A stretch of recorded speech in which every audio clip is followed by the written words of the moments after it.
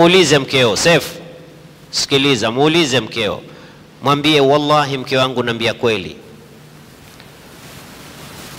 uko radhi mimi nibaki mume wako? Yani wajivunia mimi kwa mume wako au wavumilia? Niko tayari, wallahi niko tayari. Ikiwa wewe wavumilia, hujivunii, nitakuacha hapa hapa bila vita, bila ugomvi. Wallahi kuna wanaume wanawake zao wavumilia tu, hawajivunii kuwa wako kwenye ndoa hiyo. Na lao kutatoka tangazo kutoka mbinguni, haya ndoa zote zimevundwa, wengine hawarudi tena kwa ume zao, watashukuru sujudu. Ya nini wewe uketi na kijana cha watu kumnyanyasa? Akhi, mwanamke ukitoka yeye upija takbira ya Idi, Allahu akbar, Allah. Ukisafiri raha. Akhi, ya nini kutiana dhiki namna hiyo? Hebu tuweni wa kweli wanaume. Leo yenu wanaume ini, tuweni wa kweli. Kila mmoja akae na mke wake amwambie, mke wangu uko sawa? Niko sawa. Na suala nitakuuliza, usiogope kunambia. Usiogope. Toka lakini kaulize huko nyumbani.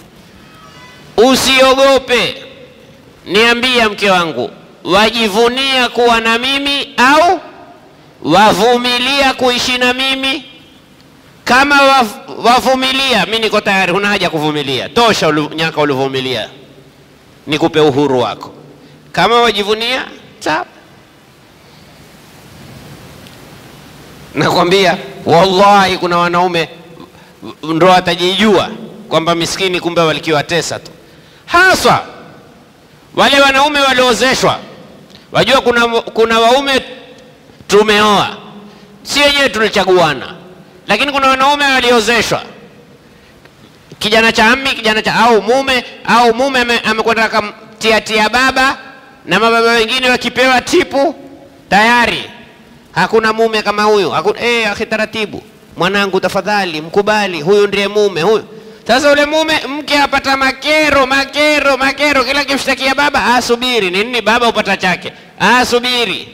Kuwa mkweli. We mume, kuwa mkweli. Mume, kuwa mkweli. Nakupa homework. Usilale leo na mkeo, mwambie niko tayari mke wangu. Hakuna utesi, hakuna, nitashukuru zile nyaka ulionivumilia. Lakini sitaki tena nipate madhambi kwa kuwa kumbe wewe waishi wazuilia pumzi kama ulozama, wangoja kuzuka utoe pumzi.